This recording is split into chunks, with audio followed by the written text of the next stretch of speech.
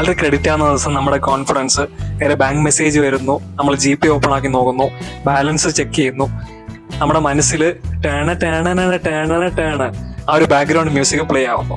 പക്ഷെ 10 ദിവസം കഴിഞ്ഞാലുള്ള അവസ്ഥയോ നമ്മുടെ കാശ് എവിടെ പോയി എന്ന് കണ്ടുപിടിക്കാൻ ശ്രമിക്കുന്ന ഒരു ഡിറ്റക്റ്റീവ് ആയിട്ടുണ്ടാവും നമ്മൾ. വീഡിയോ ഒരു ഫൈനാൻഷ്യൽ അഡ്വൈസോ അല്ലെങ്കിൽ സ്റ്റോക്ക് ടിപ്പോ ഒന്നും പറയുന്ന വീഡിയോ ആയിരിക്കത്തില്ല.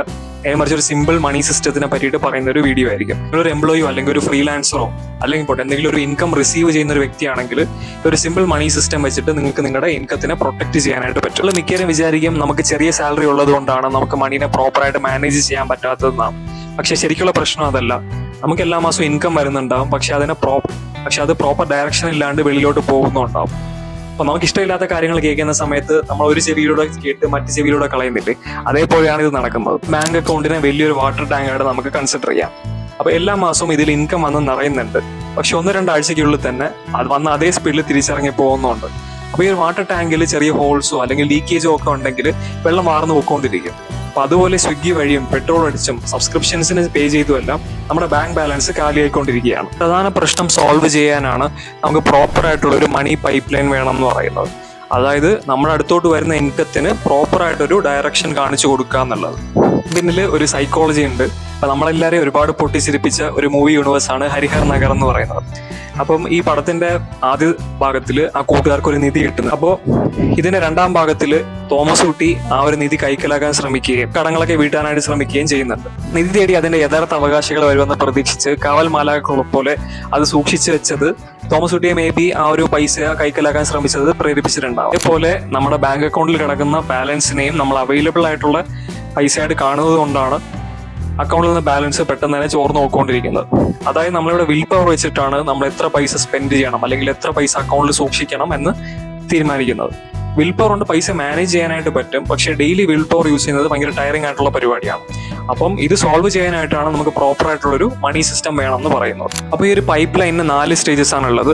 അപ്പോൾ ഇതിന്റെ ഫസ്റ്റ് സ്റ്റേജ് ആണ് റിസീവ് സ്റ്റേജ് എന്ന് പറയുന്നത്. അതായത് നമുക്ക് നമ്മുടെ കയ്യിൽ ഇൻകം കിട്ടുന്ന സ്റ്റേജ് ആണിത്.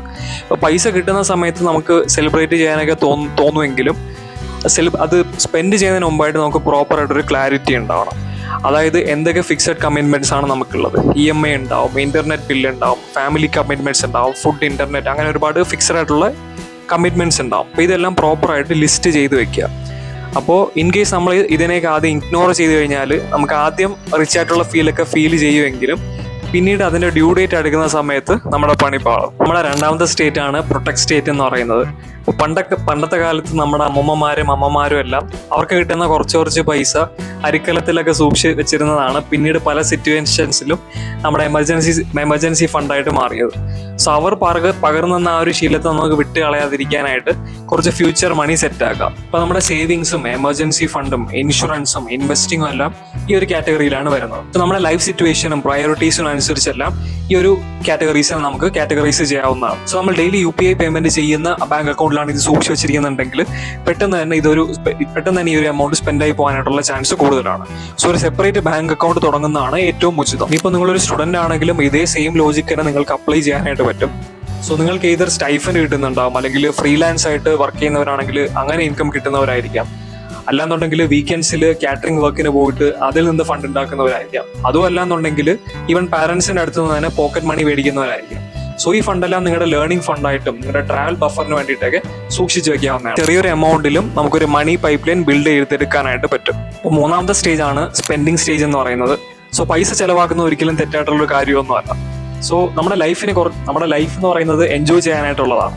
അതുപോലെ തന്നെ നമ്മുടെ ഫാമിലിയായിട്ടും ഫ്രണ്ട്സായിട്ടൊക്കെ ടൈം സ്പെൻഡ് ചെയ്യാനും പടത്തിന് പോകാനും ഇടയ്ക്കൊക്കെ നമ്മളെ തന്നെ റിവാർഡ് ചെയ്യിക്കാനൊക്കെ പറ്റിയില്ല എന്നുണ്ടെങ്കിൽ നമ്മുടെ ലൈഫോട് ഒരു മീനിങ് ഇല്ലാണ്ടായി പോകും. അപ്പോൾ ഗിൽറ്റ് ഫ്രീ ആയിട്ട് സ്പെൻഡ് ചെയ്യണമെന്നുണ്ടെങ്കിൽ സ്പെൻഡിങ് ലിമിറ്റിനെ പറ്റിയിട്ട് നമുക്ക് പ്രോപ്പർ ആയിട്ടുള്ളൊരു ക്ലാരിറ്റി വേണം. അപ്പോൾ ഇതിനായിട്ട് നമ്മളെ സഹായിക്കുന്ന ഒരു സംഭവമാണ് ഫ്രീഡം ബക്കറ്റ് എന്ന് പറയുന്നത്. അപ്പോൾ ഈ ഒരു ഫ്രീഡം ബക്കറ്റിലോട്ട് നിങ്ങൾക്ക് സ്പെൻഡ് ചെയ്യാനായിട്ടുള്ള മണി ആഡ് ചെയ്ത ശേഷം അത് തീരുന്നവരേക്കും നിങ്ങൾക്ക് അതിലുള്ള പൈസ നിങ്ങൾക്ക് സ്പെൻഡ് ചെയ്യാം. എപ്പോഴാണോ ഈ ഒരു ഫ്രീഡം ബക്കറ്റ് കാലിയാവുന്നത് അപ്പോൾ നിങ്ങൾ പോസ് ചെയ്താലും മതി. അതായത് ഒരു സാധനം വാങ്ങണോ വേണ്ടയോ എന്നുള്ളത് നിങ്ങളുടെ ഫ്രീഡം ബക്കറ്റിനെ വെച്ചിട്ട് നിങ്ങൾക്ക് ഡിസൈഡ് ചെയ്യാനായിട്ട് പറ്റും. 4ാമത്തെ സ്റ്റേജ് ആണ് റിവ്യൂ സ്റ്റേജ് എന്ന് പറയുന്നത്. സോ നമ്മൾ ഫോളോ ചെയ്ത പ്രോസസ്സിന്റെ റിസൾട്ട് മനസ്സിലാക്കാനായിട്ട് നമ്മളെ സഹായിക്കുന്ന സ്റ്റേജാണ് റിവ്യൂ സ്റ്റേജ് എന്ന് പറയുന്നത്. അതായത് നമ്മൾ ഫോളോ ചെയ്ത കാര്യങ്ങളൊക്കെ പ്രോപ്പർ ആയിരുന്നു, അതിൽ നിന്ന് എത്രത്തോളം നമുക്ക് നമ്മൾ ഡീവിയേറ്റ് ചെയ്ത് മാറി എന്നൊക്കെ നമുക്ക് ഈ ഒരു സ്റ്റേജിൽ നിന്ന് മനസ്സിലാക്കാനായിട്ട് പറ്റും. 3 ചോദ്യങ്ങൾ ചോദിക്കാം. ഈ ആഴ്ച നമുക്ക് എത്ര സ്പെൻഡായി, എവിടെയാണ് അനാവശ്യമായിട്ട് ഞാൻ കൂടുതൽ പൈസ സ്പെൻഡ് ചെയ്തത്, അടുത്ത ആഴ്ച എന്ത് ചെറിയൊരു കറക്ഷൻ എനിക്ക് കൊണ്ടുവരാനായിട്ട് പറ്റും എന്നുള്ളത്. സോ എൻ്റെ കേസ് പറയുകയാണെങ്കിൽ ഞാൻ വീട്ടിൽ നിന്ന് മാറി എന്ന് വർക്ക് ചെയ്യുന്ന ഒരു എംപ്ലോയി ആണ്. സോ വീക്കെൻഡ്സ് ആയി കഴിഞ്ഞ് കഴിഞ്ഞാൽ 3 നേരവും പുറത്തുനിന്നാണ് ഫുഡ് കഴിക്കുന്നത്. അപ്പം ഞാൻ കൊണ്ടുവരേണ്ട കറക്ഷൻ എന്ന് പറയുന്നത് പുറത്തുനിന്ന് കഴിക്കുന്ന ഫാസ്റ്റ് ഫുഡിന്റെ അളവ് വീക്ക്ലി 1 ആക്കി കുറയ്ക്കുക എന്നുള്ളതാണ്. നിങ്ങളും അനാവശ്യമായിട്ട് എവിടെയാണ് പൈസ സ്പെൻഡ് ചെയ്യുന്നുള്ള കാര്യം ജസ്റ്റ് ഒന്ന് കമന്റ്സിൽ പറഞ്ഞോ. ഈ ഒരു സിസ്റ്റം പെർഫെക്റ്റ് ആണെന്ന് ഞാൻ പറയുന്നില്ല, പക്ഷെ തുടക്കക്കാർക്ക് എന്തായാലും ഉപകാരപ്പെടുന്ന ഒരു സംഭവം തന്നെയാണിത്. അപ്പോൾ ഓർക്കുക, നമുക്ക് മണി മാനേജ് ചെയ്യാനായിട്ട് മോട്ടിവേഷൻ ആവശ്യമൊന്നുമില്ല, ജസ്റ്റ് ഒരു സിസ്റ്റം മാത്രം മതി. അപ്പോൾ അത്രയേ ഉള്ളൂ. അടുത്ത വീഡിയോയിൽ കാണാം. ബൈ.